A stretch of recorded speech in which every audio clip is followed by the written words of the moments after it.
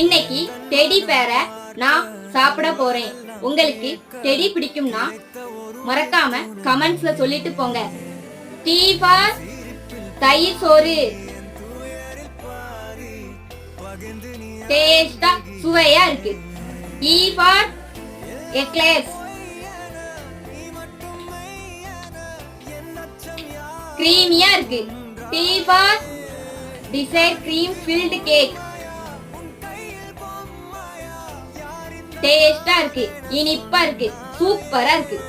D for dream cream.